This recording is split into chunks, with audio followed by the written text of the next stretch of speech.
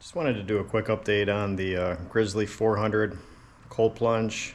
Since my last video, I've made quite a bit of changes to it. So just wanted to, the last video I had has quite a bit of views, and wanted to update it with what is different from that one. Last one was a how-to build. This one is kind of just what I've done since then.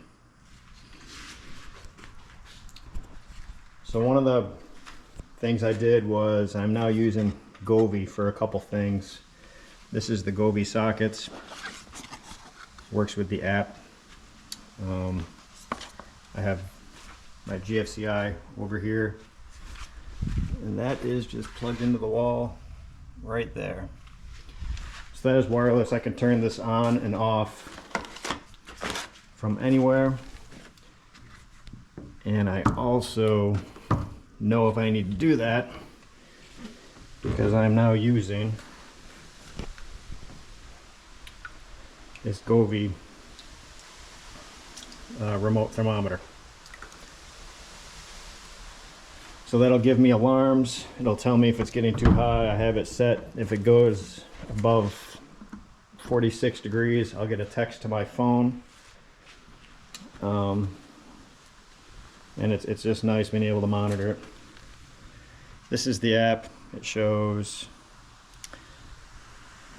the plunge right now is at 40, and right now I'm actually just going to turn on the pump like that. Immediately turns the pump on, and it also turns on the chiller, so I can do that from anywhere. Something else from the last video, I had a lot of 1/2 inch line. I upgraded everything to 3/4 inch. So something else I upgraded is the Danner pump. The Danner pump puts out a little bit more. It had better reviews. It's a little bit more expensive. I've been happy with it. So once again, comes out. I have a T-fitting with a drain going through the strainer. Now in the last video I had a whole home filter on the back, and that thing just had so much condensation on it. It was just literally making a mess. With this strainer, once a week, every Friday, I shut this valve and this valve, take it out, rinse it out with the hose, and it's been fine. I really have found out that I do not need that whole home filter. So then I go through the pump. Now this is a UV filter that I installed. So basically water goes in, water goes out. In the back, you can almost see that when it's on, there's a light there, and you can see on your finger if it's working or not. This is working. From there, it goes through the chiller, and then I shortened up the discharge from the top of the chiller back into here. Another thing, the Nuvio. This is the second one. The first one failed. It was under warranty. They sent me, basically the inlet thermocouple failed. It was just not reading the temperature on the inside of it. So they sent me a whole new unit, no questions asked. It was within the 6 months window. In the back with this.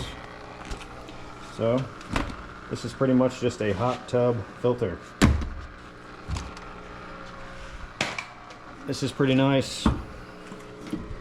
When you're sitting in this thing leaning on the back, it's kind of not very comfortable. So this one here literally just lays on the back like that. You can rest your head right on there, and it fits pretty perfect. So kind of my routine as I go in is I'll get in, I'll get out, 3 minutes, and I wipe everything down with this. But before I get out, I bought this small,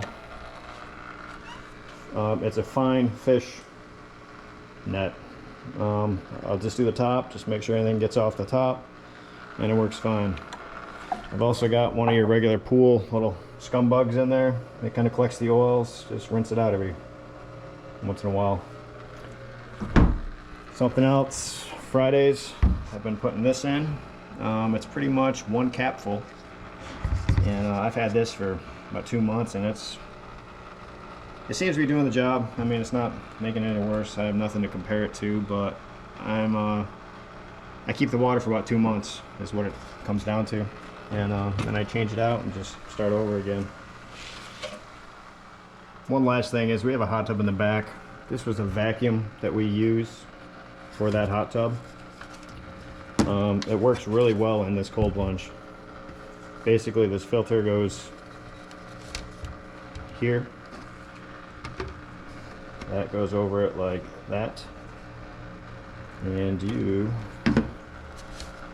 then all you got to do is, this is where it charges. That's battery. Once you turn this, basically turns, clicks in, that is now on. It's got a little green indication right there. Once both of these get underwater, this will turn itself on, and then once you pull it out of the water, it turns itself off. If you ever get anything in the bottom of the plunge, this thing has been great. It's only, I think it was like 80 bucks from Lowe's. It's worked out fantastically. So besides that, that's what I have differently over the last couple months of using this thing. I like the setup. Very easy to do. A lot of people are asking me about specifics with what fittings I used, and literally that was like 6 different trips to Lowe's to get it the way you want it. And the first time you do it, it is not going to be the way you want it, and you're going to end up redoing it again. But between the lawn sprinkler and the PVC and everything else, like, it's basically a hodgepodge to get it the way you want it. So I do not have a parts list for that, but it's just basically trial and error. But they do have everything in the store to make it work. Hope this helps anybody that is interested in tackling this project. Again, it was a pretty easy project, and happy plunging.